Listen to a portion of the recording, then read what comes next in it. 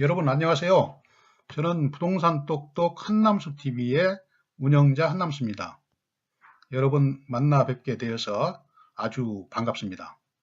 저는 은행에서 30년 동안 근무를 하면서 부동산 경매 실무를 다년간 담당을 했습니다. 여러분들께 지금부터 몇 강을 통해서 부동산 권리 분석을 아주 알기 쉽게 설명을 드리도록 하겠습니다. 오늘은 제일 먼저 임차권 등기 명령 제도에 대해서 상세하게 알아보겠습니다.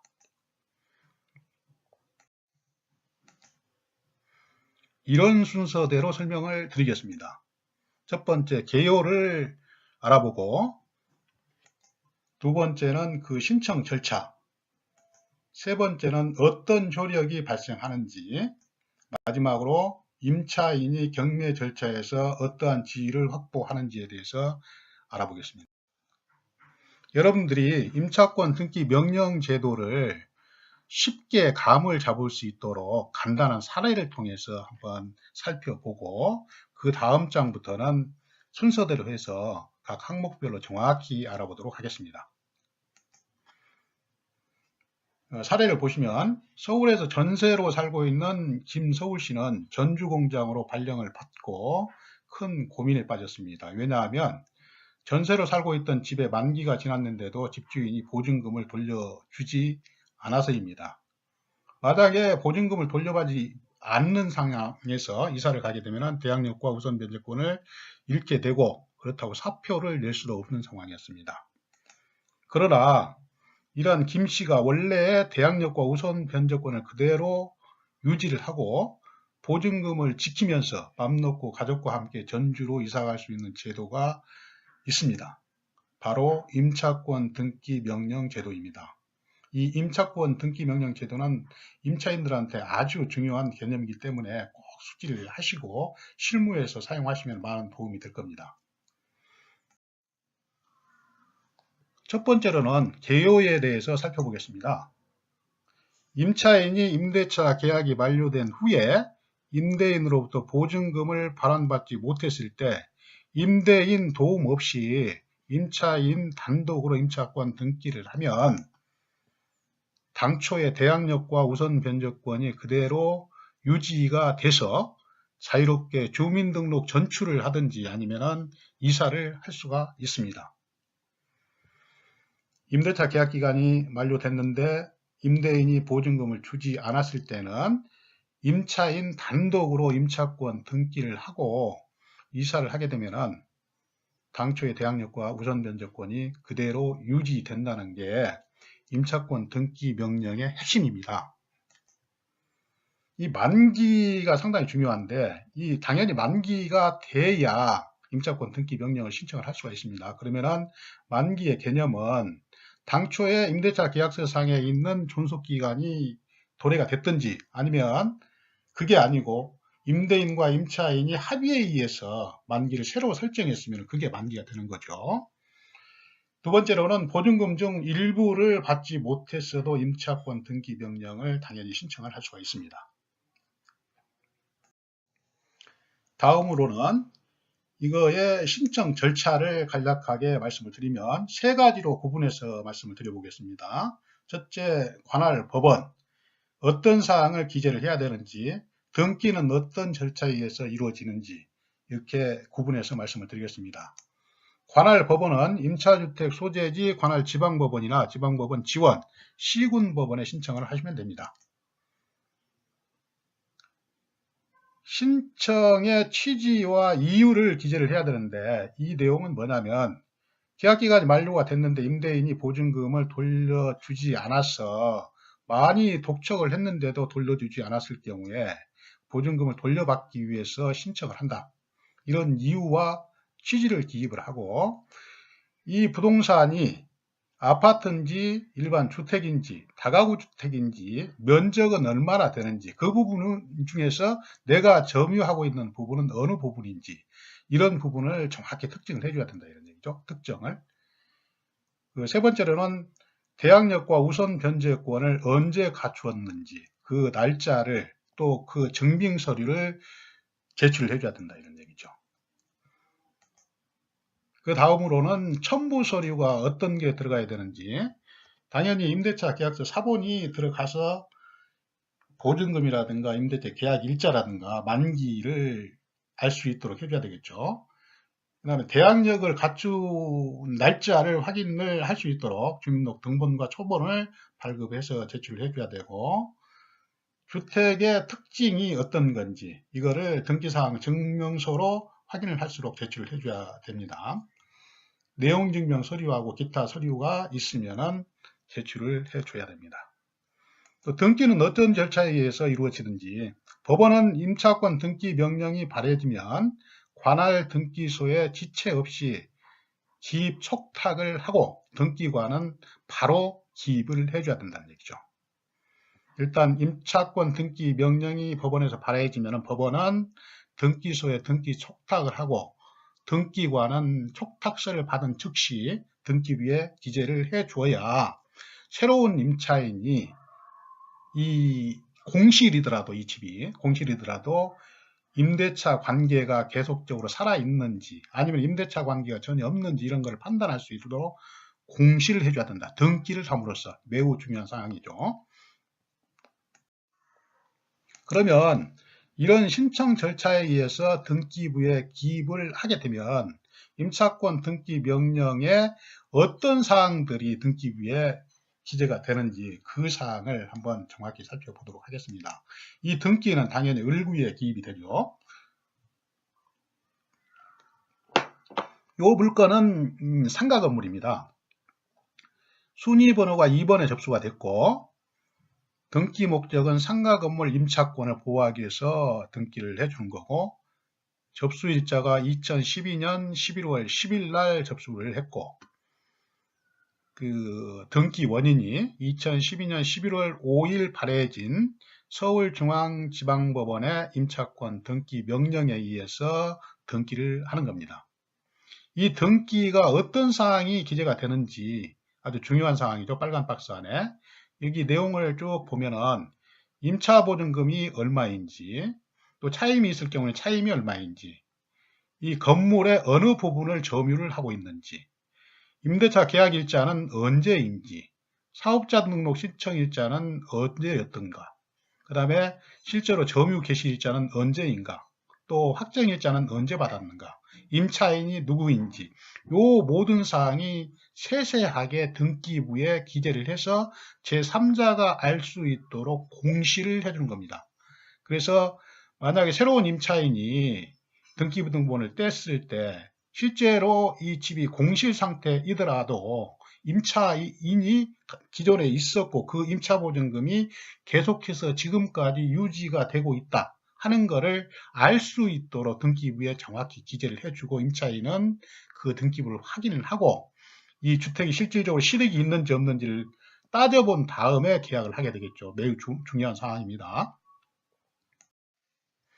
그 세 번째로는 임차권 등기 명령의 효력에 대해서 말씀을 드리겠습니다.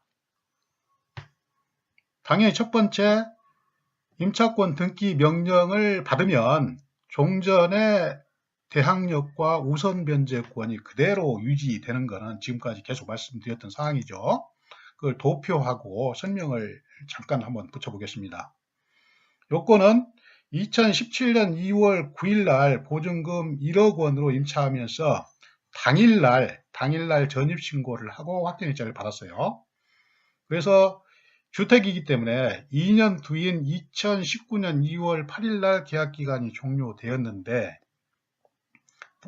임대인이 보증금을 돌려주지 않았어. 그런데 또 이사를 갈 필요가 있어서 그 전에 임차권 등기 명령 신청을 해서 실질적으로 2019년 3월 10일 날 임차권 등기 명령을 받았습니다. 요건은 임차권 등기 명령을 받았고 또 기입이 됐기 때문에 당초의 대항력과 우선 변제권은 그대로 인정을 받아서 맘 놓고 이사를 해도 관계가 없습니다.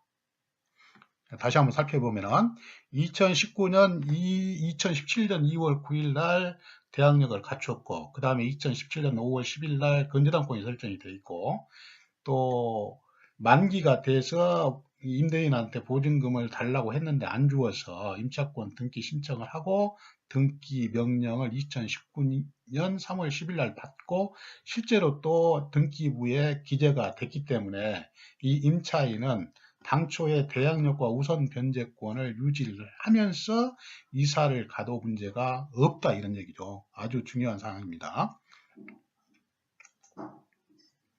그래서 주의할 점은 이와 같은 임차권은 임차권 등기가 완료된 이후에 발생하므로 등기부에 임차권 기입 등기가 되어 있는지를 확인을 하고 이사를 가야 됩니다. 다시 말씀드리면 등기부에 기입 등기가 되기 전에 이사를 가면 절대 안 된다는 얘기죠. 이거는 이번 임차권 등기 명령 강의 중에서 가장 중요한 핵심 사항입니다. 다시 한번 강조해서 말씀드리면 임차권 등기 신청을 하고 이사를 가든지 아니면 임차권 등기 명령서를 받았다고 해서 이사를 가면 절대 안 되고 실제로 그 임차권 등기 명령이 등기부에 기재된 거를 본인이 등기부 등본을 발급받아서 내 눈으로 확인한 다음에 이사를 가야 아까 말씀드렸던 대항력과 우선 변제권이 유지가 돼서 기존의 보증금을 만약에 경매가 진행된다면 경매 과정에서 그대로 배당을 받을 수 있다 이런 얘기예요. 아주 중요합니다.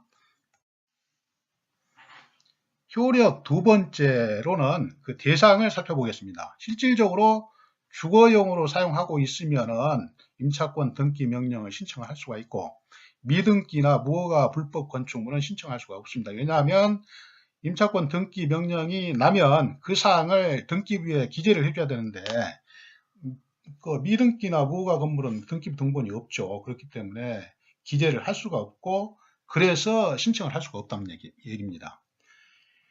밑에 세부사항으로 공부사항으로는 공장이나 상가, 사무실, 오피스텔 등으로 등재되어 있어도 내부 구조를 변경해서 사실상 주거용으로 사용하고 있으면 임차권 등기명령 신청이 가능하다. 중요한 거 사실상 용도죠. 사실상 주거용으로 사용하고 있는지 또 상업용으로 사용하고 있는지 이거를 그 판단 기준으로 삼는다는 얘기죠. 주거용으로 사용하고 있으면 임차권 등기명령 신청이 가능하다.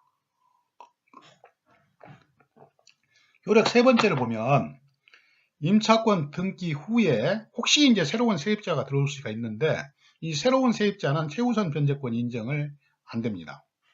왜냐하면 기존에 있는 그 임차권 등기 명령자가 보증금이 소액이어서 소액보증금 인정을 받고 또 새로운 세입자도 보증금이 소액이어서 소액보증금 인정을 받는다면 선순위 담보권자는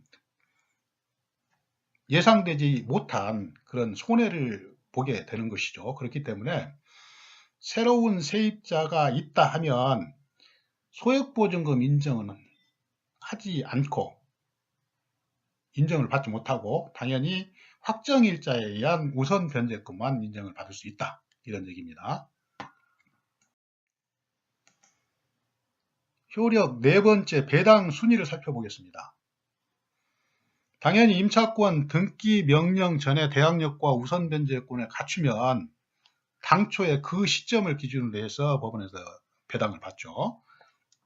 상세하게 설명을 드리면 경매 개시결정 기입 등기 이전에 임차권 등기 명령을 받았으면 당연히 자동으로 배당을 받습니다. 왜냐하면 경매 개시결정 기입 등기 이전에 임차권 등기 명령이 등기가 됐으면 법원 경매 법원에서 이 사람은 임대차 계약기간이 만료가 됐고 또 실질적으로 명도를 했다고 보기 때문에 배당 요구를 하지 않아도 자동으로 배당이 되는 겁니다. 두 번째로는 경매 개시결정 기입 등기 이후에 임차권 등기 명령권자는 배당 요구를 당연히 해야 됩니다. 왜냐하면 똑같은 얘기죠. 법원에서는 경매 개시결정 등기 이후에 사항은 어떤 사항이 등기가 됐는지를 모르기 때문에 본인이 권리를 찾아야 된다 이런 얘기죠. 그 임차권 등기 명령을 받았던 그 사람이 배당 요구를 해야 된다 이런 얘기입니다. 만약에 배당 요구를 하지 않으면 배당을 받을 수가 없어요. 다시 말씀드리면 배당 요구를 하지 않으면 배당을 받지 못하든지, 아니면 이 사람이 1순위 근저당권자 이전에 대항력을 갖추었다면 인수 대상이 돼서 인수가 되겠죠. 그 다음에 5번째, 임차인이 경매 절차 중에 이사를 해야 한다면 임차권 등기 명령을 받아놓고 이사를 해야 됩니다. 그 이유는 임차인이 배당 요구 종기 이전에 배당 요구를 하고 이사를 갔는데 어떤 이유에 의해서 배당 요구 종기가 연기가 된 경우에는 배당을 받을 수 없다. 왜냐하면 임차인이 배당을 받으려면 배당 요구 종기 이전에 배당 요구를 해야 되고 배당 요구 종기까지 대항력을 유지를 하고 있어야 되는데, 어떤 이유에 의해서, 법원의 이유에 의해서 배당 요구 종기가 연기가 됐다 그런 경우에는 사실상 배당 요구를 했다 하더라도 대항력이 배당 요구 종기까지 연기된 배당 요구 종기까지 유지가 안 되기 때문에 배당을 받을 수 없다 이런 얘기예요. 이런 경우를 대비해서 임차인이 경매 도중에 부득이하게 이사를 해야 한다면 임차권 등기 명령을 받아놓고 이사를 해야 된다. 왜냐하면 등기부에 기재가 되기 때문에 이사를 한다 하더라도 원래의 대항력과 우선 변제권이 그대로 유지가 되기 때문에 이사를 해도 관계가 없다 이런 얘기죠.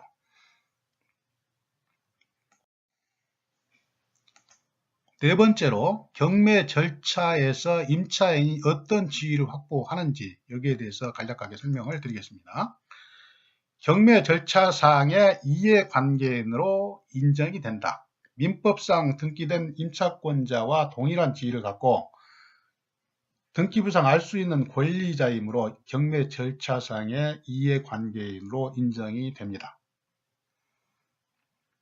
두 번째, 배당금 수령 시 명도 확인서가 필요하지 않다. 여기서는 설명을 드리기 전에 법원에 임차인이 배당금을 어떻게 받는지에 대해서 간략하게 설명을 드리면, 일단 경매 법원에서 임차인이 배당금을 받을 경우에 바로 본인이 그 자리에서 배당금을 수령할 수가 없습니다. 경매 법정에서는 일단 임차인한테 배당을 해주되 그 배당금을 직접 지급하지 않고 그 경매 법원의 공탁계에 보관을 하게 됩니다. 그 다음에 임차인이 임대인한테 실질적으로 임대를 해주고 명도 확인서를 받아서 인감증명서가 첨부된 명도 확인서를 받아가지고 경매 법원의 공탁계에 제출을 제출을 한 다음에 공탁계에서는 실질적으로 임차인한테 그 배당금을 지급을 하게 됩니다. 임차권 등기 명령을 받은 임차권자는 이미 집을 비우고 이사를 했기 때문에 배당금 수령 시에 명도 확인서가 필요가 없으나 계속 거주하고 있는 경우에는 당연히 명도 확인서가 필요하죠. 명도 확인서를 제출해 줘야 배당금을 수령을 할 수가 있습니다.